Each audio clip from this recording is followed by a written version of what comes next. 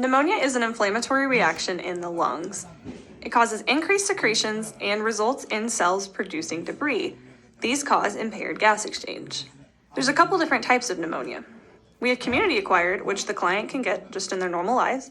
Hospital-acquired, which occurs when a client's hospitalized for something else and acquires pneumonia from a healthcare provider, a nurse, or another client. Ventilator-associated pneumonia, which occurs when a client is receiving mechanical ventilation via an endotracheal tube or tracheostomy. Or aspiration pneumonia, which occurs when a client is eating or drinking, and instead of the food or fluid going down to the stomach, it goes into the lungs. There are a lot of risk factors for pneumonia, and the first is pre-existing lung disease, such as chronic obstructive pulmonary disease or emphysema. Additionally, clients with impaired immune function, such as those with HIV or those receiving chemotherapy, are at higher risk for opportunistic infections. Clients who've recently had surgery or are immobile for whatever reason can often have atelectasis. In atelectasis, the alveoli, which are the small air-filled sacs in the lungs, begin to slowly collapse in on themselves, resulting in decreased perfusion and fluid buildup. Clients receiving mechanical ventilation or those with an artificial airway are also at an increased risk for pneumonia. Things like an endotracheal tube or a tracheostomy tube serve as a portal of entry for bacteria into the respiratory tract. As clients age, immune function decreases, so clients of advanced age, especially those with chronic illnesses, are at a higher risk for pneumonia. Clients who have had a stroke or those with a traumatic brain injury may have an impaired ability to protect their airway. They're also going to have impaired ability to swallow or to safely and effectively cough and clear secretions. Both of these also increase risk for pneumonia. Finally, smoking increases your risk for pneumonia. Smoking is going to damage lung tissue and actually inhibit some of the immune response from your body to fighting an infection, making you more susceptible to it.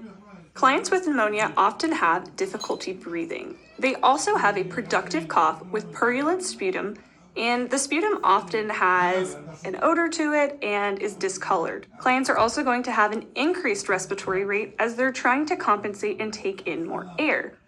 They're going to have chest pain on deep breathing, known as pleurisy. In addition to localized respiratory symptoms, clients are also going to experience general symptoms of infection in the body, such as fever, chills, and malaise. They're also going to have tachycardia. When we listen to clients' lungs with a stethoscope, we're going to hear crackles on auscultation. One of the reasons clients acquire pneumonia in the first place is from holding on to fluid in the lungs, so it only makes sense that when we go listen, we're going to hear that fluid as a crackle. It's important to know some age-related considerations. Older adults will often have an atypical presentation and present with simply acute confusion that began a couple days or weeks ago and has been slowly worsening. These clients are not ventilating properly, which means they're not getting enough oxygen to the brain, and with hypoxia, confusion can often result. Additionally, clients who are infants, who are young children, or who are nonverbal will be lethargic, irritable, and will probably just have a poor appetite. Their symptoms are generally non-specific. There's a few different ways that we diagnose pneumonia.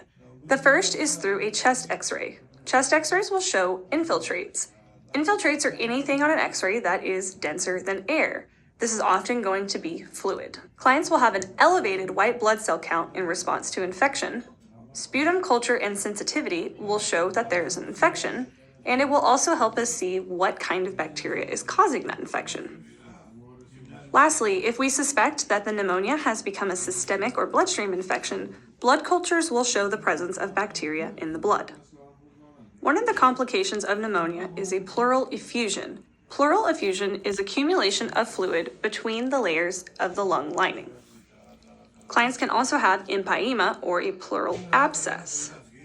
Additionally, as clients struggle to breathe over time, the body is going to eventually give up, and they could go into acute respiratory distress syndrome. Lastly, if the infection travels from the lungs to the bloodstream, sepsis is possible. For clients with pneumonia, it's very important that we're monitoring their pulse oximetry, and we need to titrate oxygen as indicated. So this could be per prescription, or we're going to work with a respiratory therapist to help the client find the optimal oxygen level.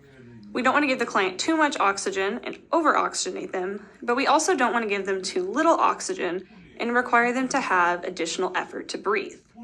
It's also important to monitor clients' respiratory status, so things like their respiratory rate, their effort of breathing, and if they're having signs of failure. A decrease in respiratory rate doesn't necessarily mean that the client is improving. It could actually be a sign that the client is declining because their body is getting tired. While you don't need to do a full assessment every time you walk into the room, it's important to frequently check in on your client and make sure they're not showing any signs of deterioration. We also want to promote hydration to help liquefy and thin secretions so they can be moved out. Now, if a client has aspiration pneumonia, we probably don't want to just give them standard liquids, so we either need to thicken the liquids or give fluids via IV. Clients also need to be taught how to use an incentive spirometer. With the incentive spirometer, the client places their mouth around the mouthpiece and inhales slowly and deeply.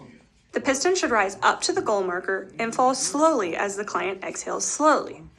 Clients need to make sure they are sucking in like a straw, not blowing out, and that the respirations are slow and controlled. We don't want clients to try to breathe really quickly and shoot the piston up because that's not going to be effective.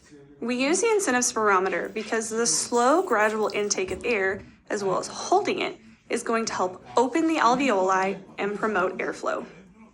I often teach clients to use their incentive spirometer about 10 times every hour while they're awake.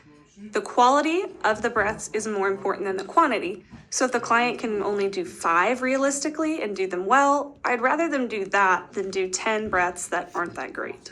Lastly, clients need to be taught to cough and deep breathe. A lot of the deep breathing is going to be taken care of with the incentive spirometry, but at least every 2 hours, clients need to initiate coughing to try to move and clear secretions out of the airway. Like I mentioned earlier, we'll need to collect sputum and blood cultures. The sputum is going to help us identify if there's bacteria or not, and if so, what kind of bacteria. We typically administer broad spectrum antibiotics first to clients, and then once the specific bacteria is identified, we can transition to a more targeted antibiotic. We're also going to collect blood cultures, like I mentioned earlier, to assess for signs of sepsis. If the client has sepsis, we'll see bacteria in the bloodstream, and antibiotics may need to be changed or the dose increased to combat this infection. Can also administer antipyretics such as acetaminophen to lower fever. Finally, we can give IV fluids such as sodium chloride to help thin and move out secretions from the lungs. Clients should be encouraged to get the influenza vaccine annually, and clients who are at risk for pneumonia should be taught to get the pneumonia vaccine. If a client currently has pneumonia, we'll wait for the infection to clear, and then they can still get the vaccine to help prevent recurrence. One of the simplest ways we can help clients with pneumonia improve gas exchange is to change their positioning. If clients are going to lay on their side, we want them to lay with the affected lung up. Positioning the client with the affected lung up is going to improve the ventilation-perfusion ratio. This is going to improve hypoxemia and improve gas exchange overall. If clients do not tolerate a side-lying position, we could also place them in the prone position, which is on their stomach, or in an upright position, such as semi-Fowler's.